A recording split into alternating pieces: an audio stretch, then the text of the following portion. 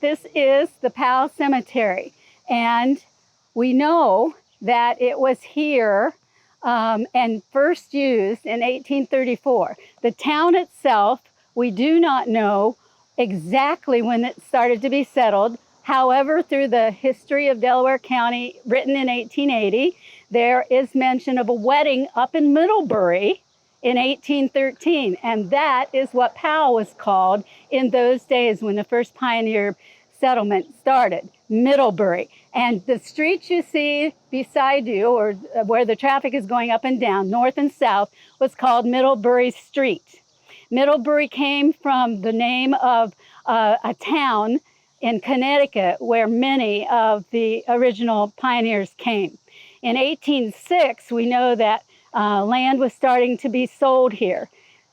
Though we know have a list of the residents, or not residents, but buyers of the land, not all of them did become residents. I have in my hand here, and we can look at it a little later, a postcard from the early days of this cemetery with a wooden fence around it when it was first built. I also found in some Liberty Township records back in 83, where the Liberty Township trustees said that W.G. Hall, who lived here in the area, was to build a new fence around here, and it was to be 79 white oak posts with pine boards, 4 boards spaced with gap or cap board on lap with double 10-foot gate. Wow. So we know that it went from the pioneer split rail, which is on this picture, to fencing. And we do know too that at one point it was iron. And then when World War II came along, they took the iron out for the war effort. Of course, you see there is iron around here now, but it has gone through, this little cemetery has gone through different fences, and of course has been the burying grounds of many of the very first peoples here. We're going to go to the very first burial, so please follow me.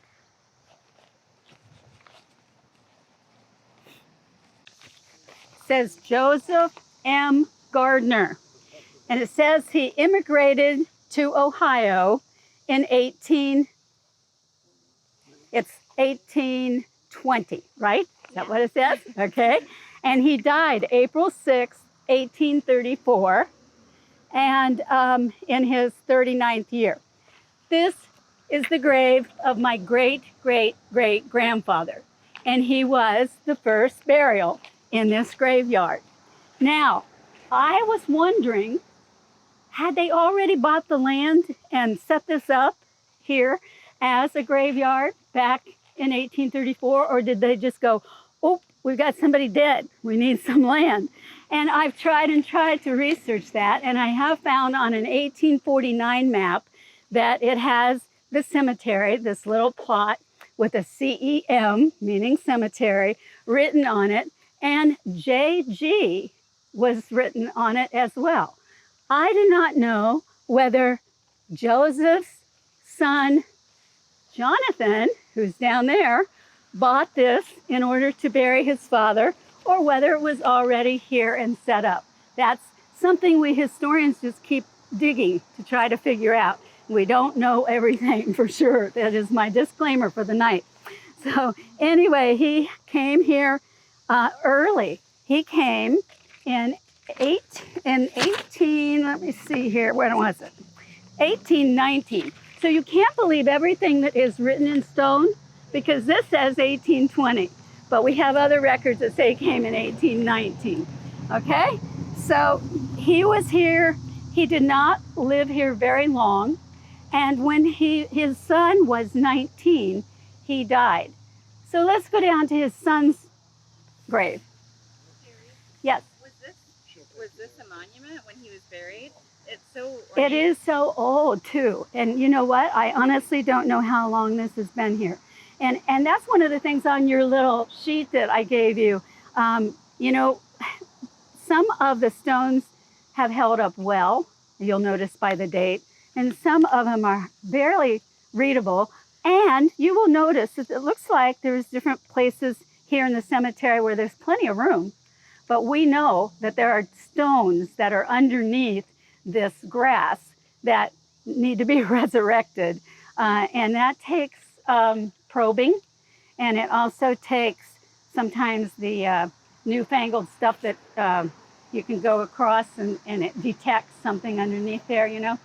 I will say this too about old cemeteries.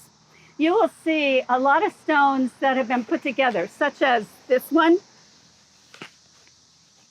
You can see the break that was here. There are certain ways to put them back together and certain ways that are not good for them. Just cement is not the right way to do it. And the preservationists at the Ohio History Connection would probably look in here and go, oh no, you know, about some of it. But I am thankful that somebody at least tried to get it back up so that it could be read. And you'll see a lot of places where the stones are lying down. Also, I will say that the Liberty Presbyterian Church at Home Road and 315 is earlier than this one. And many of the earliest pioneers to Liberty Township are buried there. And it's getting into be some bad condition. And, you know, if Powell-Liberty Historical Society had lots of money and lots of help, that's a project I would like to see us take on, but we don't. Okay, so if you'll come here, you'll see that this says Jonathan T. Gardner. Let me get over here. It's pretty readable. I think someone in our family actually took some white and tried to make it look, stand out more. But this is the first man's son. He was 19 when his dad died, and the family responsibilities fell on his shoulders. And he married this Delia E., and it says his wife, 1818 to 1909. Now, Jonathan Gardner, my great-great, turns out that he committed suicide. Those aren't fun things to say, but it happened back then too sometimes. He was in his 70s when he did. His wife lived to be 91.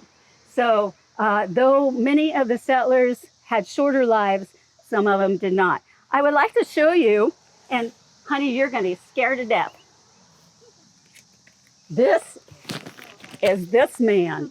That's kind of scary, isn't it, looking? But in those days, they didn't smile much for their photographs, you know?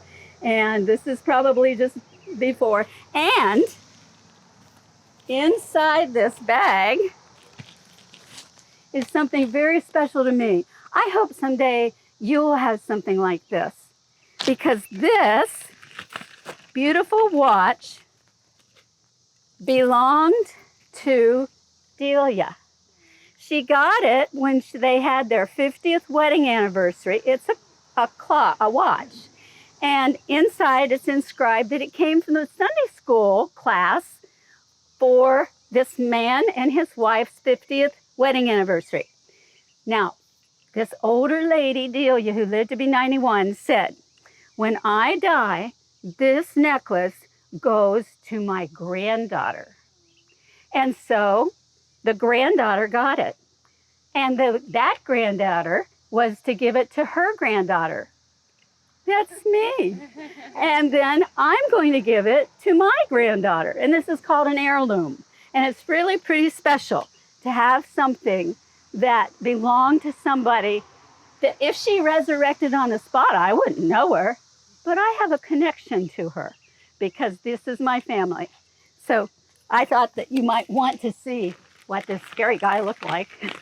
And this very nice heirloom that I have. And I'll come back and pick that up later. It's sad about people, I mean, it's 75, I'm 75, and they're probably driven to suicide either with senility or it could have been, you know, very strong, terrible pain. Yes, yeah.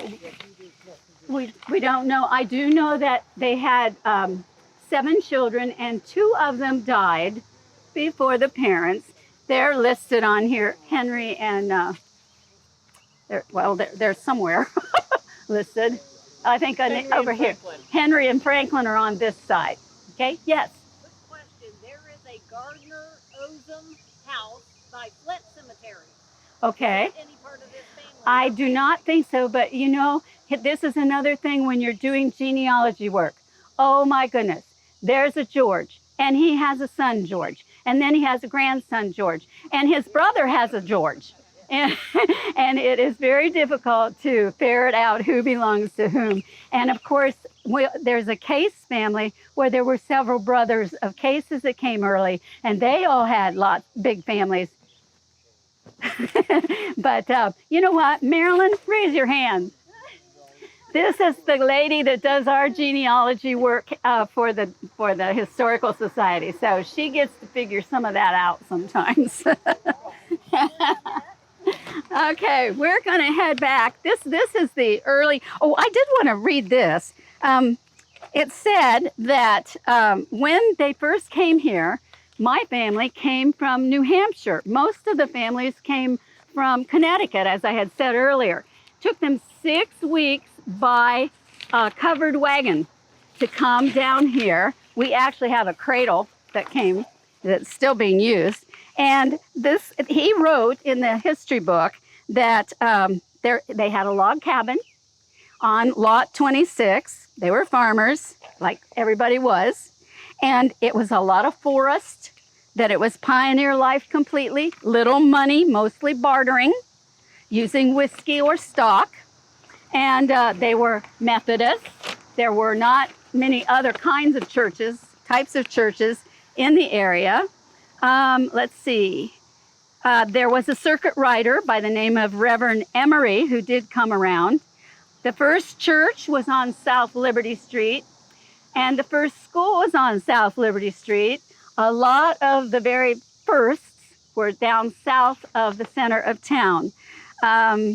And he belonged to the first temperance organization, and he was a Whig. Okay, so I think I've told you enough about them. Let's move on in time and see the rest of our history of the Powell town. Okay, the next one that I want to talk to you about is a man by the name of Thomas Hall. Thomas Hall, like Gardner, came early on. In about 1822, he had land here. He had 50 acres, and then later he had another 50 acres. Thank you, honey. And you know what? He had 7 sons, and they all went to the Civil War. 2 of them did not make it back home. And he had a little corner store. How many of you know where the ice cream shop was in the middle of the town most recently?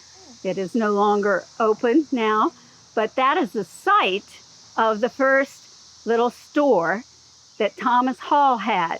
And he called it, or the people started calling it Hall's Corners, because it was at the intersection. And so Powell, that was originally called Middlebury, then transitioned sort of to be called Hall's Corners because of the little corner store. Okay, you know what? I think that we have a relative of his. After Thomas died, one of his sons bought his house. And let's see, is Asa Gordon here? Why, yes, he is. Why, this place was not more than a forest and Indian Pass when I came here. Just like Gardner, we lived in a cabin and worked on our farms. My dad's store was the only one for miles. One of the most important things my dad did for the settlement was to get us our own post office. See, our mail was being delivered to us from Lewis Center. We needed help doing the paperwork for our post office, so Dad got Judge Thomas Powell from Delaware to help us. Well, in 1857, we got our own post office, and that sort of put us on the map, so to speak. We are so pleased with this that we renamed this place Powell as a way to thank the judge. I married Mahela Gale, and we had 3 children. I learned the copper trade, making barrels, and then the Civil War began. Even though I was 35 years old with wife and kids, I enlisted in 1865, and so did my 2 brothers. 2 of my brothers died in the war, unfortunately, but I was lucky. When Dad died, I bought the old family farm and house. I heard that the Columbus and Toledo Railroad planned to lay a track through this area. I offered them the rights through my farmland, and in 1876, the trains were running. I decided it was time to have a proper town. I had the town lot surveyed and submitted to all the county. The town of Powell became official. We saw real changes during my lifetime. We went from a pioneer life to a prosperous small town living. But I'm not living anymore. I think it's time for us to move on if you're still wanting more information. Will do. Thank you so very much, Asa Gordon Hall, for that information. And I would like to show you a few things before we move on. And that is some pictures of the railroad and the depot, which was here in Powell. And it was west of the tracks. And there is a computer repair store up close to the road. And this depot sat just to the east of it, but behind it a little ways. And it was there by the tracks. It was passenger train until the 60s. And it was also, cattle could be even loaded there. And I think that was more down towards, what do you call it, Noctera? That place down there. And so anyway, some people will tell you that the depot was on the east side of the tracks down there. It wasn't, folks. It was on the west side, closer to the road, to the Powell Road. Okay, and also this is Asa Gordon Hall's proposed town of Powell. And so at some point you might want to take a look at the city lots and the alleys that became actually recorded, platted and recorded in 1876. Okay, let's move on. This is our next grave.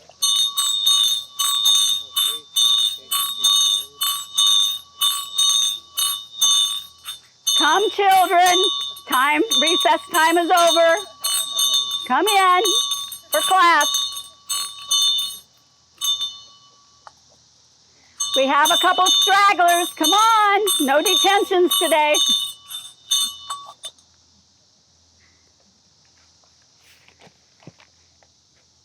This is the grave of a very beloved woman in our town, and her name was May Duffy.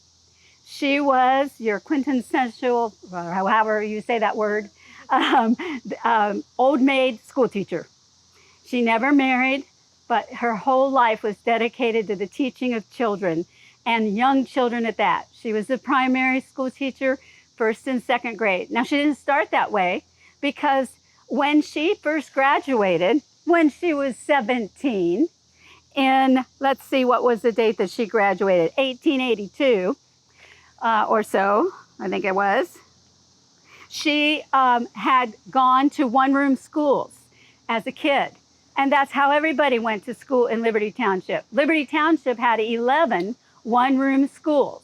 They were dotted around the township. Generally speaking, the kids would walk to school. A lot of the times the teachers would stay at someone's home that was in the area. Also, of course, you would probably understand, maybe you wouldn't, honey. What's your name? Nina. Nina? Yeah. Nina. When this lady went to school, she went to school with little kids your age and almost high school agers. They all went to the same one room and had one teacher that would teach them, and the kids had to be patient while the teacher was helping the older ones or the younger ones, vice versa. So 11 one-room schools. Mae Duffy went to those, and then she decided she wanted to be a teacher. And so by the time in 1882, when she was a teenager, there was a new school in town. And it was a 2-story school on South Liberty Street. And this school is still standing, but it's not a school anymore. It is used as businesses. But this was on South Liberty, and it had 8 classrooms in it. Actually, there was 1st through 4th grade on the lower floor, and the upper floor had 5th through 6th, or 5th through 8th, I should say. And so it was a great improvement over the log or frame one-room schools. And sometimes a bus would bring them to school, and guess how that bus got back and forth? Horses. Horses carried them. We have pictures at the Historical Society of the horse-drawn school buses, which are a lot of fun to look at.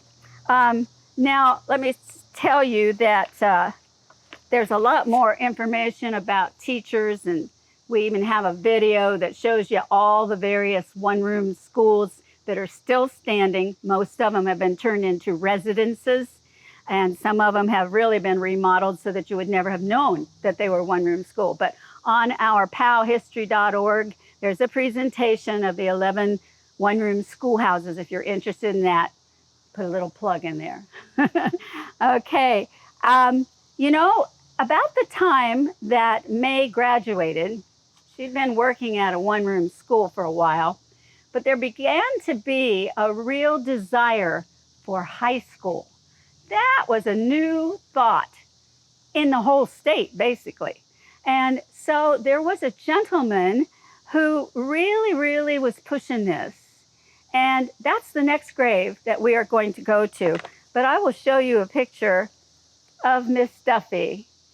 She actually lived beside me as a little girl, and I called her my aunt, and she loved kids and played with us. And on the very occasional times my parents went out, she and her sister would babysit for us. Loved that woman. We loved Mae. Okay, let's go see this man that was spurring the education on. Okay, we got to go over this way a little bit.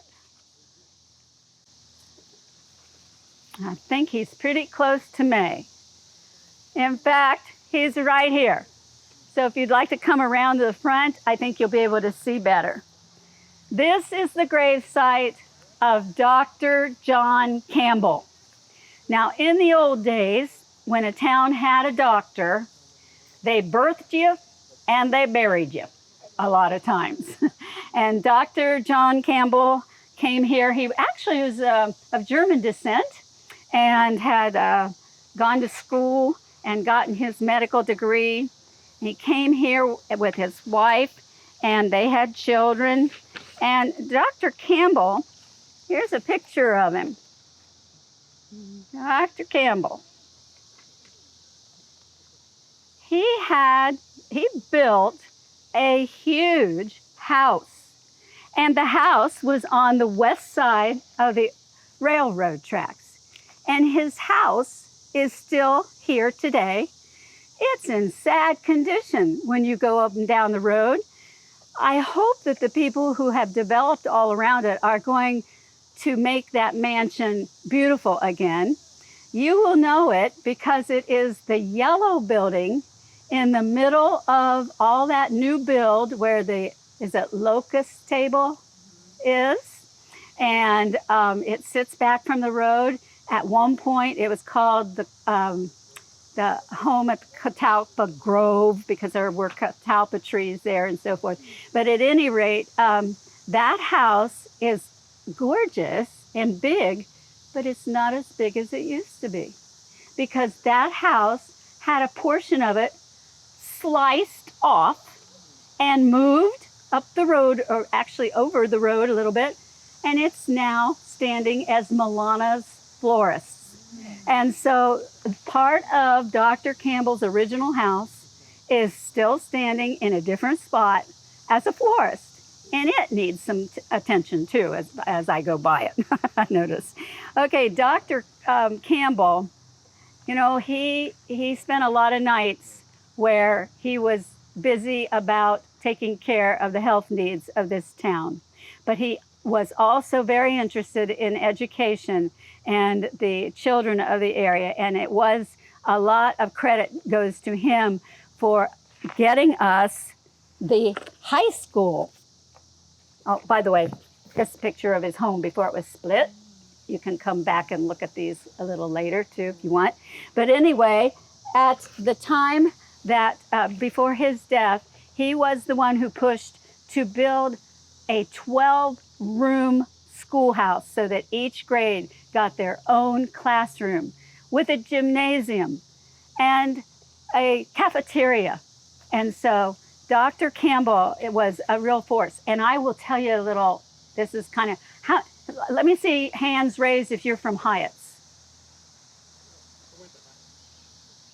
Okay, we won't hold that against you, Larry. But let me tell you this story. When they decided, Liberty Township, because Hyatt's is in Liberty Township, to have this school, Liberty Township, all of it said yeah. Hyatt said yeah. And Powell said yeah. And then when the site was chosen here in Powell, across from the Martin Perry house, where that little mall is now, Hyatt said, I don't think so. No. And they pulled out and left us holding the bag of all the money that would be needed to fund this. So there was kind of a rift at that point between Hyatt's and Powell. And of course, most of those people that are in Hyatt's and in Powell have no idea about that. And so there's not any antagonism between the two towns anymore. But there was, especially during basketball season, some pretty tough stuff going on there. Okay, now we're going to let the doctor sleep because he did so much night work with our health. So let's move over to his daughter's grave. This is the grave of Dr. Campbell's daughter, Ethel Christ. Ethel Christ is going to tell us a little bit about, some more about her father and about her own life, which is quite interesting. For crying out loud, can't you people leave my dad alone? Don't you realize how much sleep he lost of the people of Powell all these years? He finally got to rest and you want to disturb him. Come over here and I'll see if I can answer some of your questions.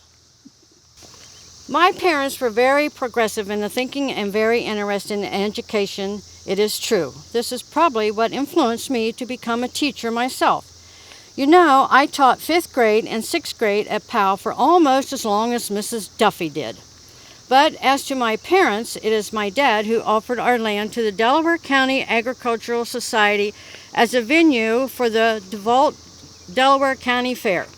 When my parents came to Powell, they brought property from the Hall family, west of the railroad tracks, south side of the road. Almost each year they added to the property until we owned everything on the south side of the road from the railroad tracks to Sawmill Road. It was a good-sized price of property. When Dad and Mom could raise, where Mom and Dad could raise the horses they loved. The Delaware County Fair had experienced sad, bad news. With a steam trailer exploded and killed a couple people and has ceased operation for a while. In 1909, Dad offered to rent the land west of our house to the Agricultural Society to start up the fair again. We got $150 at first and $200 later. There was a racetrack, grandstand, there were barns for horses, cattle, swine, and sheep, and an arts and craft exhibit. The children from school often came to display their artwork and manual trading projects there. We also had a midway with a merry-go-round, bandstand, dance floor. It was the place to be from 1909 until 1939. Mom and Dad were both good at the end. Mom and Dad were both gone by the end of the contract with the Agricultural Society in 1939. And we sold the property to Ora Grace. next to Murphy's, bought in 1943, and then they became motorcycle enthusiasts, restored the old track, and started the Powell Speedway in 1945 with motorcycle races and finally the stock car race. By 1953, the Murphys started using the old arts and craft building at the barn as a party barn. It's still there as far as I know. Actually, the building and the tracks have been removed and now is the site of the Murphy Party Way, Murphy's Crossing, and many houses that make up a difference. Well, now I've got to tell you that the Powell Speedway was actually one of the reasons for the incorporation of the town.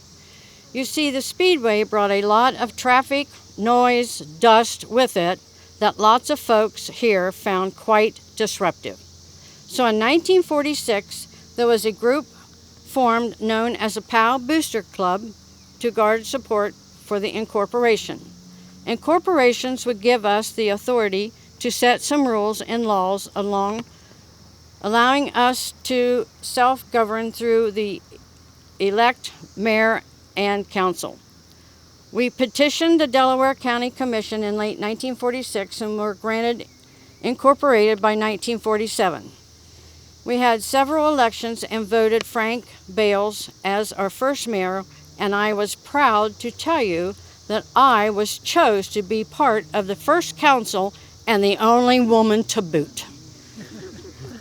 We started right in on the list civic improvements we wanted to see come to pass. First on the list were streetlights. We wanted fire protection too, and perhaps a water supply system. Well, what a grand street party was held in 1948 when the Ohio Governor Tom Herbert flipped the switch on 21 new streetlights illuminating the summer nights. Music, square dancing, fireworks, entertaining the whole town. We got our volunteer fire department too. Fred Reeves was the chief, and many of our local guys joined and were on the call for protecting Powell in the southern part of Liberty Township. We were all mighty proud of the brand new track we housed right over there in that building. Well, our little town of Powell was a great place to live and raise a family. Miner and I and the children were very happy here. When I passed on in '63, the town number about 300 residents. The old monument on the hill we had, where I had taught so many years, was just a grade school. All the students from Powell, Hyatt's, Orange, and Berlin attended the consolidated high school they called Olentangy over on Shanahan Road near Columbus Pike. There was still just one church in our town, and that was the Little Methodist Church on West Olentangy Street, where I taught Sunday school for years. We had two grocers, Fred Reeves, the red and white store, Clara Landstrom, the corner store. But enough is now. I think I have to tell you all I can. You best move on for your next late chapter. And before we leave, Mrs. Christ, this is a picture down here of the monument on the hill that she mentioned when she read, which was this new school built in 1911, first graduating class 1912. And the town was so thrilled with it, and it was one of the first ones in the state to be a 12 classroom school. And so this is a picture of it as a new building. Yeah, sure. My grandfather and his brother built the Powell School. That's right. They were Masons. Masons, Yeah. yeah. And also another thing that I wanted to say, and I can't remember now what it was, about the church. You know, I told you in the beginning that the school and the church were all started down on South Liberty Street. And that was where a lot of the first time people were, the settlers.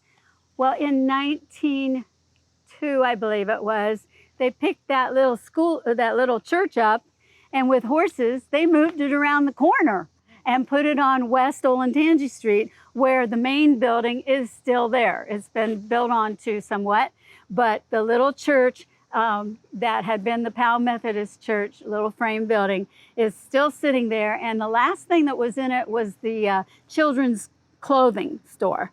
It's empty, I believe, at the moment. And So anyway, kind of interesting how they picked things up and moved them around. They did that quite often. Okay, we have, yes, sir. Where's the school?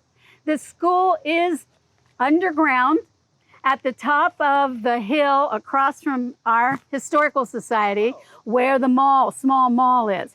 There is a driveway that goes up.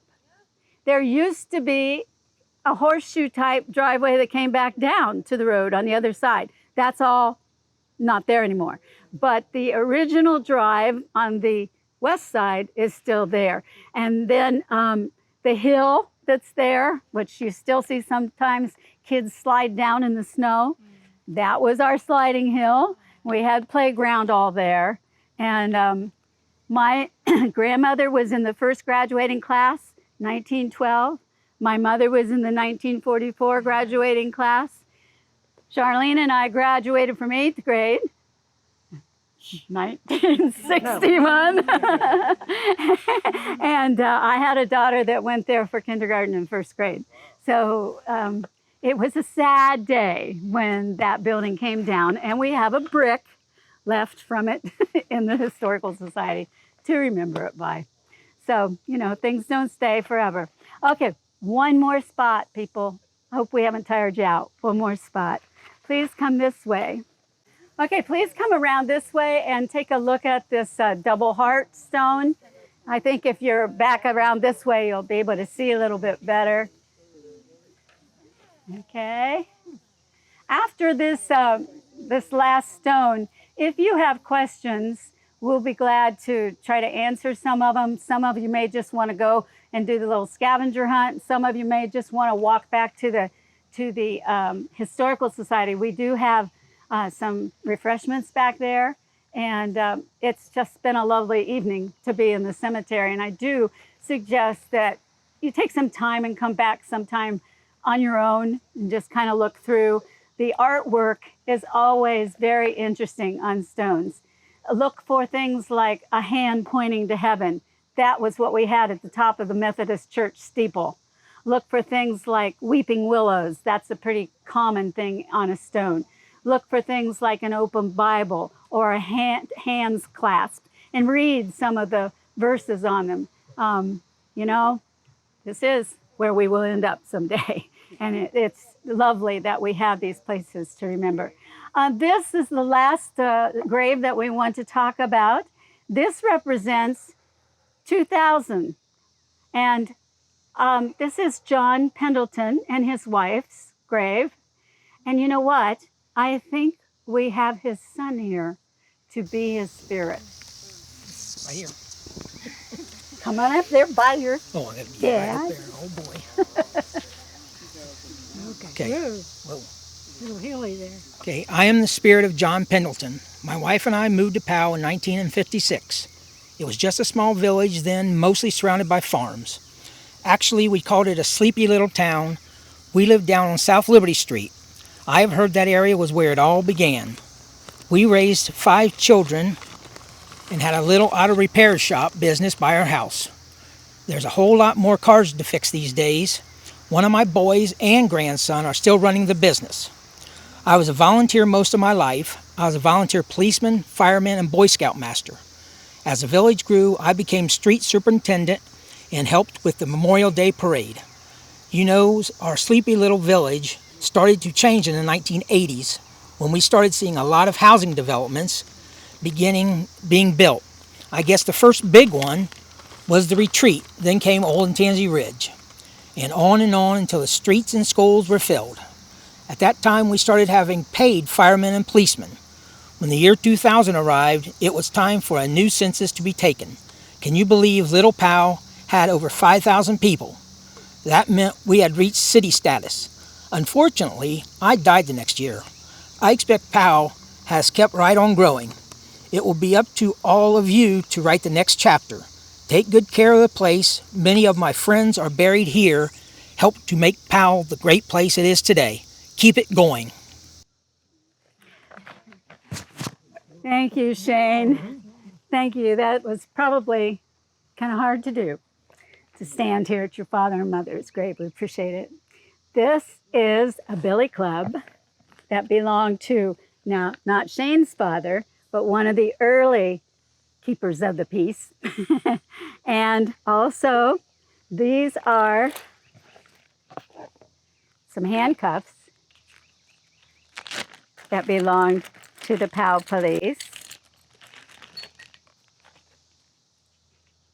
Gary Butcher was the name of the policeman at that time. And we actually, Shane has very nicely given us some of the things from his father. And these are badges, Deputy Marshal and Deputy Village of Powell. And so these are the kind of things that, you know, sometimes people say, what do you do with this stuff? Well, you give it to the Historical Society. And it helps to tell the story of the town. That's what we're here for. We are a repository just for the facts and the stories of those who came before. You know, sometimes we get all wrapped up in ourselves and we think, you know, that we're doing this and we're doing that, and this is the reason Powell's this way. But I got to tell you, there were a lot of people who cared about Powell that came before we did and cared for the place and took good care of it for us today. And so it's up to us to at least hold the story in storage. And, you know, I will say this too. We do these things because it's part of our purpose is to teach people for preservation and for education. And we have not to this date asked for money for these kind of programs, but people, we need money to sustain us. And there will be probably a jar back at the house if you have any desire to put $1 or $2 or $3 or $4 or $5 in that jar. You know, it will be most appreciated. Like I said, we're not asking for it a certain amount, but it would help us greatly to continue this kind of thing. And I hope you have noticed how spiffed up the house has been recently, thanks to Alan, who's doing the recording right now, and others. There have been new storm windows hung that should help us with the heat in the winter, new back doors, but keeping the history of the house, which is 1889. So that's my commercial, and I hope that you enjoyed this tour. It's not professional, you can certainly see that, but we had fun putting it together, and we hope you learned a little something about the town that you call home. Thank you.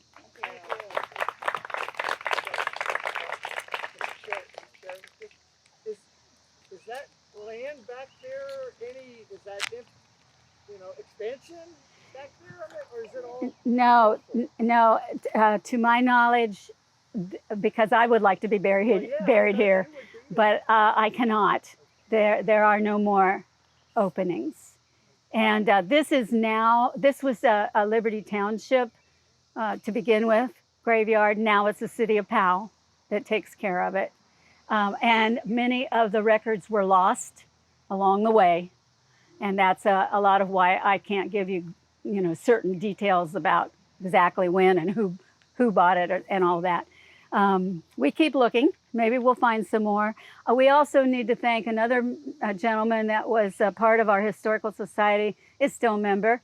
Kent Birmingham is responsible for the benches, some of the plantings, the stone wall to the north.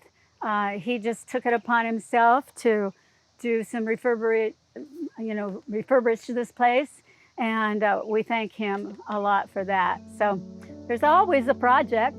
If anybody wants to help, just let us know.